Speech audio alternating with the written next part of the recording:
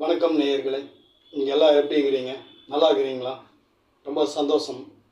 பொதுவாக நம்ம நட்சத்திர கோயில்கள், நட்சத்திரக்குண்டான பரிகார கோயில்கள் எல்லாமே பதிவு போட்டிருந்தோம்ங்க. எல்லோரும் சிறப்பாக ஆதரவு கொடுத்துருக்குறீங்க. எல்லாருக்கும் வாழ்த்துக்கள். இப்போ பார்த்தீங்கன்னா, குரு பயிற்சி நடந்திருக்குங்க. அது குரோதி வருஷம் முடிஞ்சுங்க, விசுவாவசு வருஷம் பிறந்திருக்குது. இந்த வருஷம் ரொம்ப ரொம்ப அருமையான வருஷம்ங்க. இந்த வருஷத்தில் குரு பயிற்சியில் ஒவ்வொரு ராசிக்கும் ஒரு சிறப்பான பதிவுகள் அடியன் கொடுக்கலான்ட்டு இருக்கிறேங்க. உங்களுடைய குடும்ப ஜோதிடராக அடியன் இருக்கிறதுனால மேச ராசிக்கு பலன்கள் எப்படி இருக்கும் அப்படிங்கிறது நம்ம பார்க்கலாங்க.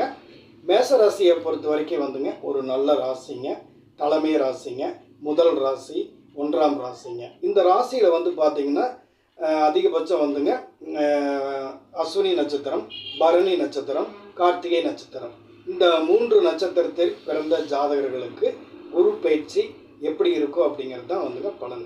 இந்த வருடம் நல்ல வருடம், விசுவாவசு வருடம். இந்த வருடத்தில் இந்த 3 நட்சத்திரத்தில் பிறந்த ஜாதகர்களுக்கு திசா புத்தியின் அடிப்படையில் ஒரு நல்ல பலன்கள் கண்டிப்பாக கிடைக்குங்க. 3 நட்சத்திரத்தில் பிறந்தவங்க ஆன்மீக வழிபாடு, பக்தி இப்படியெல்லாம் கொஞ்சம் சிறப்பாக இருக்கணுங்க.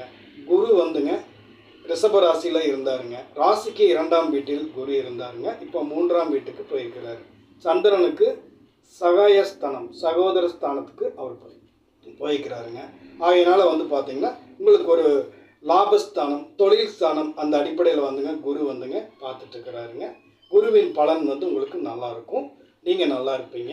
முடிஞ்ச வரைக்கும் அவர் ராசியின் நட்சத்திரத்தின் அதி தேவதைகளை வழிபாடு செய்யுங்க. நீங்கள் சந்தோஷமாக இருங்க. அடியேன் வாழ்த்துறேனுங்க. நன்றி, வணக்கம்.